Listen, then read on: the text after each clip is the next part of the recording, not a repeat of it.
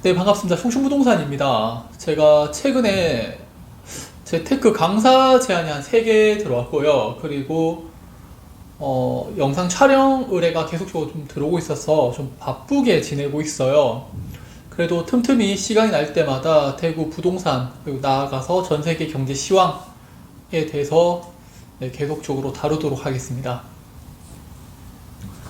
제가 작년에는 급매 위주로 매수하세요라고 이야기했다가 사람들한테 욕을 엄청 많이 먹었고요. 올해 1월이었죠?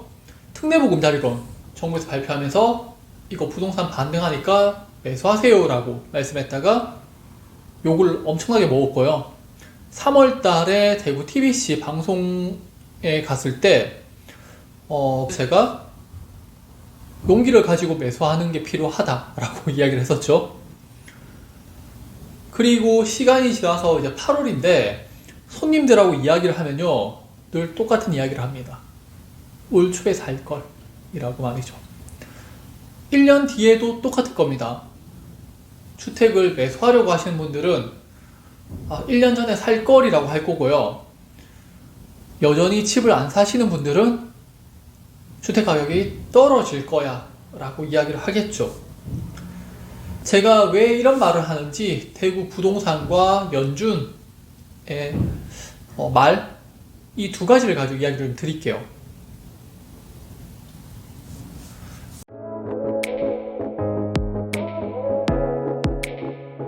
우선 대구 부동산을 보면요, 여전히 매물이 많이 쌓여 있고 부동산이 하락한다라고 이야기하지만요, 범어 사동의 대장 아파트인 힐스테이트 범어가요 84 타입이 이번에 14억 원에 거래가 되었습니다.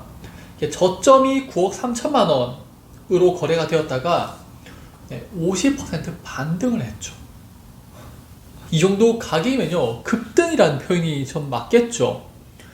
한 4억 원 가까이 올랐는데, 자, 대구 부동산은요 범어 사동 중심으로 반등을 하고 있고요. 제가 계속 주택 범어동 위주로 매수하세요라고 말씀을 드리고 있고, 실제 그 인근에 관련해서 부동산 가격들도 반등을 하고 있고요.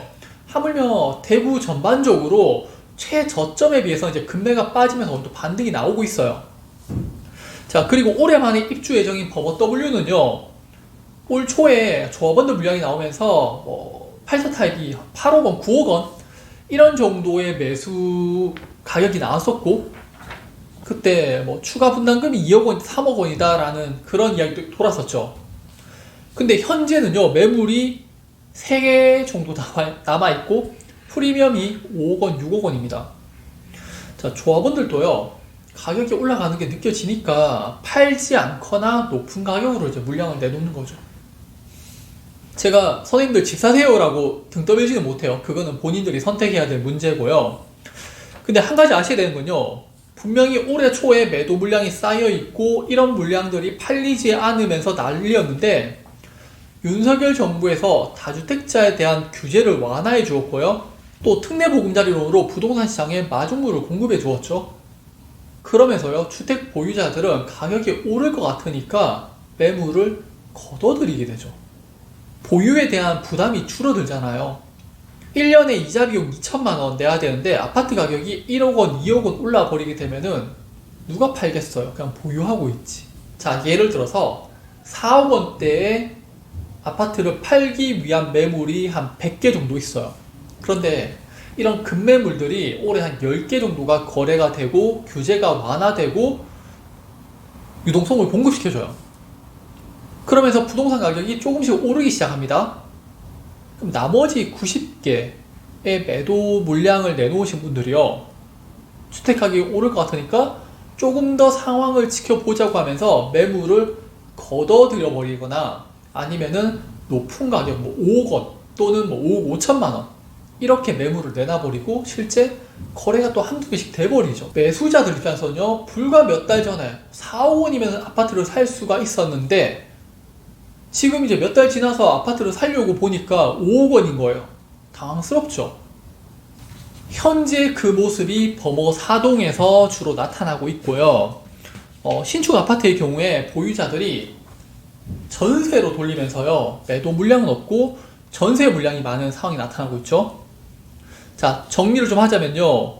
핵심 지역에 있는 부동산 보유자들은 물건을 걷어들이기 시작을 했고 가격은 상승을 하고 있어요.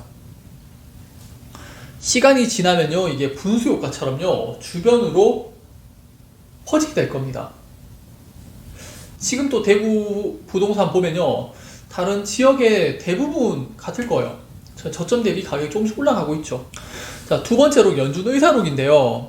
얼마 전에 댓글에서요, 8월 말 들어서 미국이 다시 금리 인상, 이런 이야기 했고, 최근 들어서 11월 달에 금리 인상할 확률이 높다라는 그런 기사들이 나오고 있죠.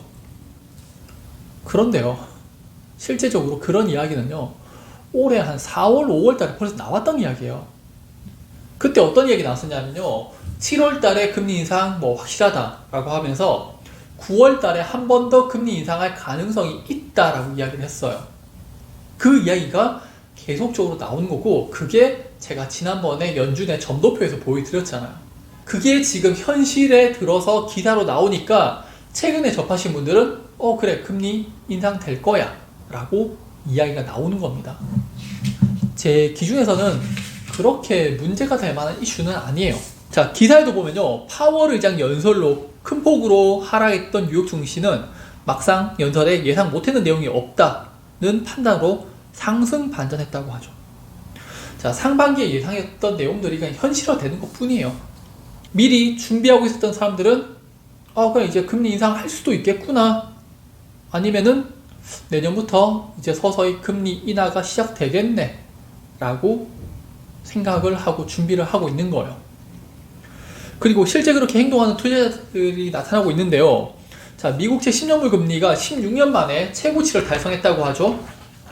근데 매수세가요, 약 9배 증가를 하는 모습을 볼 수 있다고 합니다.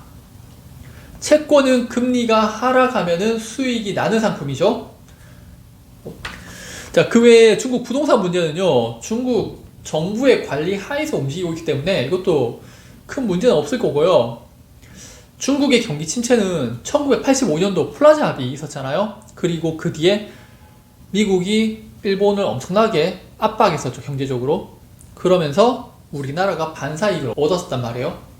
저는 이번에 중국의 이제 저는 경제 대공황급으로 보고 있는데, 이렇게 중국 경제가 무너지게 되면은 우리나라가 제조업 중심이기 때문에 반사이익을 우리나라가 얻어갈 것으로 저는 보고 있고, 상당한 경제 호황이 올 것으로 기대를 하고 있습니다.